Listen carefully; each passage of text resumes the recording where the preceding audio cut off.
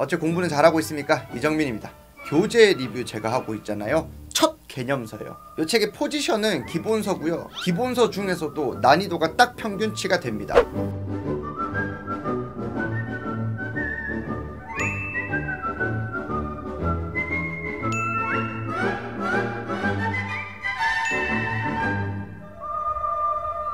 바이블을 보는 시기가 2개 정도로 될 것 같아요. 중등이 고등학교 선행을 할 때는 얘네들은 공부 맥락을 조금 아는 애들이에요. 그래서 바이블이나 기본정서 요 정도 난이도로 선행할 때 이렇게 잡으면 됩니다.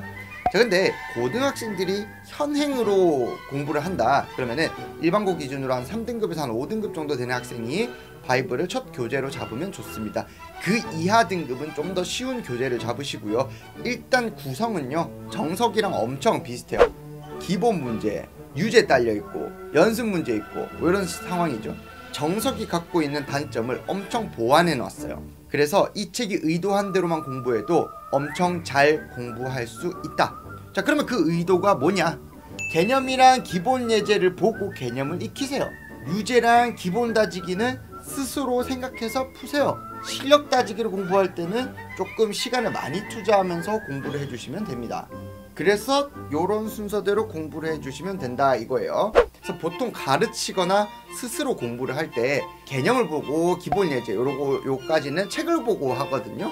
그러면은 똑같은 문제를 요 숫자 바꾸기에서 확인을 해주면 됩니다. 그 다음에는 표현 바꾸기라는 유제에서는 적당히 표현만 바꿔놨어요. 근데 물론 이제 난이도가 살짝 높아질 수도 있는데 예제를 잘 이해했으면 스스로 생각해서 풀 수 있게 만들어 놓았습니다. 자, 그 다음 유제는 개념 넓히기인데 요것 때문에 스트레스 너무 많이 받지 마세요. 공부할 마음이 있는 대다수 학생들은 푸시고요. 연습 문제 기본 다지기를 풀고 난 다음에 다시 돌아와가지고 한번 풀어보세요. 그러면 풀릴 거예요. 자, 연습 문제 봅시다. 초반에는 쉬워요. 풀만한데 점점 갈수록 어려워지고요. 실력 다지기로 들어가면은 난이도가 좀 생깁니다. 모의고사 기출 4점짜리도 좀 넣어놔서 좀 더 종합적인 추론이나 해결 능력을 요구하기도 하고요. 챌린지 문제는 앞에서 안 배운 내용들이 나오기도 해가지고 차라리 이런 어려운 문제를 고민하려면 요거 생략하고 내신고쟁이나 1등급 수학 같은 그 윗단계로 가세요. 자, 그럼 제가 이렇게 대충 책이 어떻게 생겨먹었는지 봤어요. 학생들이 일반적으로 이 책을 어떻게 공부하게 될 건지 말씀을 드릴게요. 이게 어지간한 개념서보다 혼자 공부하기는 좀 좋아요. 많은 선생님들이 솔직히 말해서 이거 그냥 따라 읽는 수준으로 가르치는 게 현실이거든요. 그래서 예제를 배우겠죠. 실제로 제가 보여드릴게요. 자, 책 시작하면은 이제 개념을 여기서부터 이렇게 쭉 배우기 시작합니다. 그래서 이렇게 쭉 이렇게 배울 겁니다. 배우고 쭉쭉쭉 배우고. 자, 그리고 난 다음에 요 예제가 나오는데 요 예제부터 학생들이 고민하는 게 아니라 실제로 배울 때는 요까지 요 부분, 요 예제 부분까지를 보고 배우게 됩니다. 자, 그 다음에는 숙제로 숫자 바꾸기를 스스로 풀게 될 겁니다.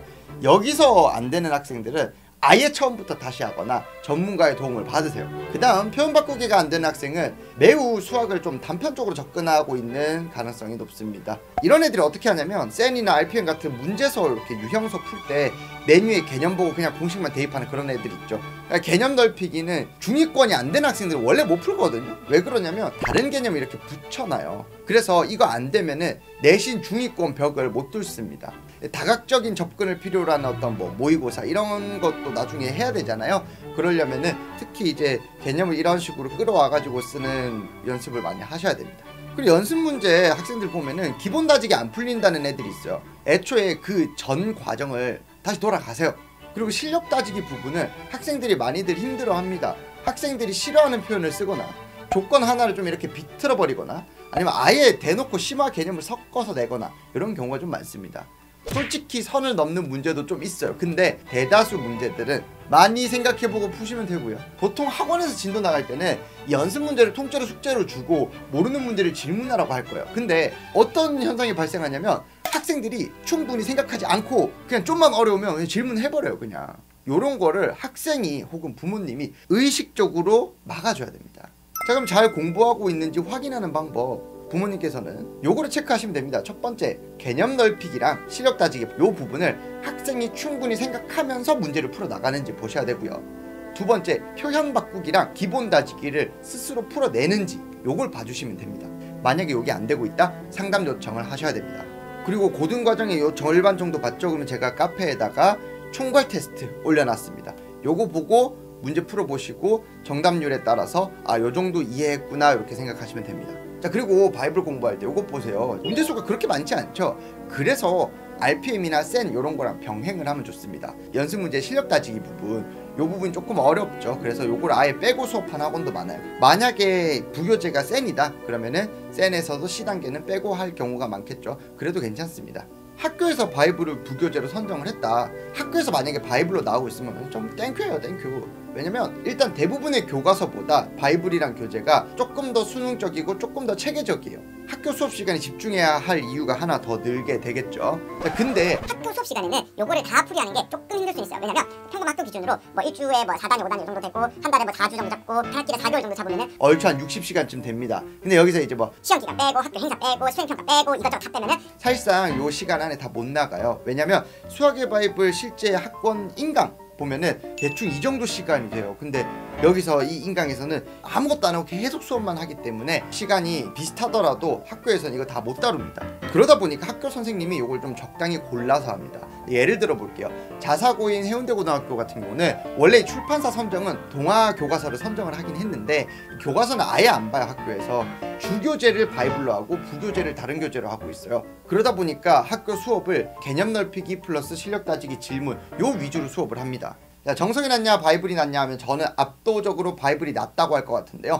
모의고사 문제가 얼마나 많이 수록되어 있는지, 그리고 얘를 주교재로 선정을 했을 때 부교재, 그러니까 유형서 요거랑 얼마나 이제 일치되게 공부를 할 수 있느냐, 교과 과정을 얼마나 준수했느냐, 이런 부분에서 바이블이 조금 더 낫습니다. 유의해야 할 문제나 단어, 바이블은요 이상하게 미적분으로 가면 난이도가 갑자기 확 뜁니다. 다른 평범한 교재들이랑 마찬가지로 수학 상보다 수학 하의 양이 매우 적고요. 수학 1에서는 지수록의 어떤 격자적 문제들이 세 문제 이런 식으로 등장을 하기도 합니다. 실력 따지기 챌린지 파트에서는 이게 스스로 공부가 될 수 있나 싶을 정도로 풀이에 대한 어떤 근거가 좀 부족해요. 차라리 이걸 생각하고 학생 입장에서 내신 고쟁이 같은 문제집에서 문제를 통해서 심화 개념을 익히는 게 조금 더 나을 때가 많습니다. 자, 그럼 제가 이렇게 해서 바이블 어떻게 수업해야 되는지에 대해서 말씀도 드렸는데요. 다들 공부 잘 하시고 바이블로 확실히 개념 잘 닫고 그 위에 단계로 빨리 올라오시기 바랍니다. 화이팅! 화이팅!